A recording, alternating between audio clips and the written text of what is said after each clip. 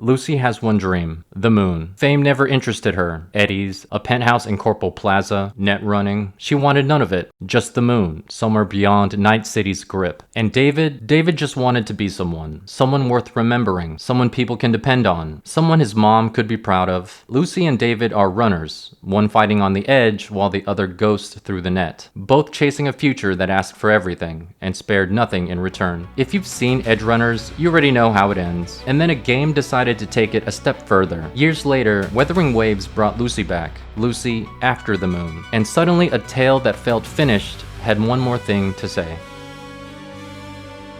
Cyberpunk Edgerunners dropped on Netflix in September 2022, a 10-episode anime produced by Studio Trigger, the same studio behind Kill la Kill and Gurren Lagann. Gurren Lagann is goated, by the way. Edgerunners is set in the world of CD Projekt Red's video game, Cyberpunk 2077. The release of Edgerunners was significant at the time because Cyberpunk had one of the roughest launches in gaming history. Bugs, broken promises, years of anticipation crashing hard on release day. My base PlayStation sounded like it was launching into space.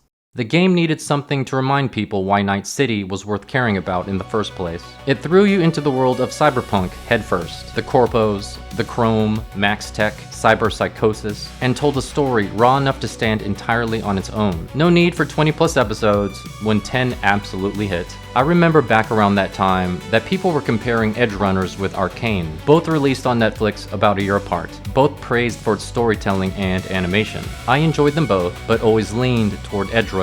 For me, the highs were higher, and the lows punched you square in the gut. It also doesn't help that I'm a bit biased towards anime stylization, so there's that. Anyway, by the time the Edgerunners finale hit, Cyberpunk 2077 saw a massive player spike off the back of the show alone. A one-season anime essentially resurrected a AAA title. That's the kind of impact this show had. Well, that, and probably the Lucy mods. Wuthering Waves is an open-world action RPG developed by Kuro Games. Fast combat, deep lore, and a gacha system for collecting characters. It launched in 2024 and built a solid fanbase pretty fast. Wuthering Waves gives players a real narrative, and that's exactly what made a collab like this possible. And then last year, they announced it, a full Cyberpunk Edgerunners collaboration, bringing Lucy into the world of Wuthering Waves as a playable character. A fully realized version of Lucy, voiced, animated, with her own story content set after the events of Edgerunners, Lucy on the Moon. And Kuro Games didn't cut corners on the authenticity either. The collab brought back the original voice actors for David, Lucy, and Rebecca, keeping the soul of Edgerunners intact. I wanted to mention that I think Edgerunners ended where it had to. The story was David's, his rise, his fall, his cost. Lucy surviving was the one thing the story held onto on purpose, but her dream of finally being on the moon was never truly explored. And that's where Wuthering Waves came in and decided to do something about it. For a fanbase that never truly got closure from the anime, this was a gift. And for so many of us, including me, it was exactly what we needed. You know, it scratched that 4-year-long itch. Lucy. What's there to say about Lucy? She smokes, she drinks, she kicks ass. A woman after my own heart. Long before the moon, there was a little girl with no say in what happened to her. A secret facility where young Lucy was forced to dive into the old net, wired up, exploited, and treated as a tool before she ever had a chance to be a person. Loss has followed her since then, and being used, well, that came with the territory. And living in Night City definitely didn't help. A city known for backstabbing, one-upping one another for eddies, and where the worst kinds of people seem to float to the top. So when Lucy finally meets David years later, her world flipped upside down. A city with millions of people, and there's actually one decent guy. A guy whose actions prove time and time again that putting others before himself was never a question for him. The show does a great job showing David's transformation, how far he's willing to go to save those close to him.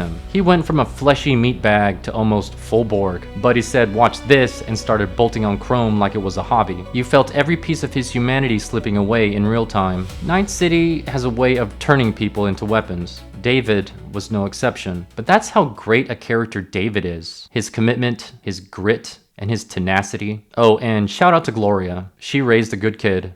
So yeah, Lucy reached the moon in Wuthering Waves. After years of running from gonks, fixers, and Arasaka scum, she finally made it. Her dream came true. It's just, the person she wanted to share it with didn't. She should be happy, but after achieving her lifelong wish, it's not quite what she expected. Lucy said it best. The moon, it's too quiet without you. Let's just say, Lucy's having a difficult time coming to terms with David's death, and has trouble going to sleep at night. Don't blame her, to be honest. One night, she enters the Somme Noir, a mysterious dream-based realm built from converging thoughts and emotions, linking her world to Solaris 3. Her pain carved a door between worlds, and now has to deal with everything behind it, losing David, missing Rebecca, and settling the score with the person who took them both away. The whole situation reminds me of another game with losing someone, different worlds, doors. Wuthering Waves also brings back Shorty, Rebecca, and her character does not disappoint. She's as ruthless and vulgar as ever, dropping F-bomb after F-bomb. Sounds like me when I'm playing Mario Kart. Rebecca may have a rough exterior, but she's actually a big teddy bear, especially when it comes to David. She's always had a soft spot for him. I also liked how the game expanded on Rebecca's relationship with Lucy. They're actually quite close. And if you thought the dynamic in Edgerunners was something, Wuthering Waves takes it even further.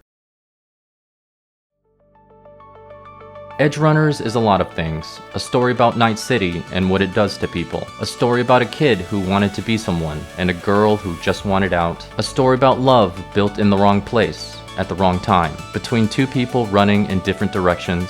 But more than anything, it's a reminder about the cost of chasing something. David gave everything, his body, his humanity, his life. And in the end, the dream he built wasn't even for himself, it was for her. Lucy made it. She reached the moon, somewhere Night City couldn't follow, the one place she's always imagined to be free, but it wasn't what she expected. And that resonates with many people, I think, because we spend so much time chasing something, a goal, a dream, a version of our lives we've convinced ourselves will finally make everything okay.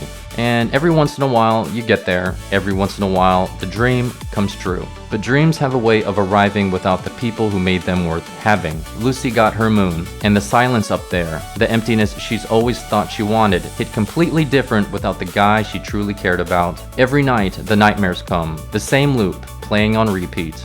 Grief is a funny thing. The memories you can't shake, the weight you carry in silence. Distance doesn't always fix that. On the outside, Lucy may be holding it together, but on the inside, she's still in Night City. Such is the beauty of bittersweet stories. They don't end with a bow on top. It's okay to grieve the ending. Just don't forget to appreciate what it gave you. Thanks for watching. And as always, remember to save your progress. Lucy made it this far. So can you. If you made it to the end of the video, please consider liking and subscribing. It really helps the channel. Thanks.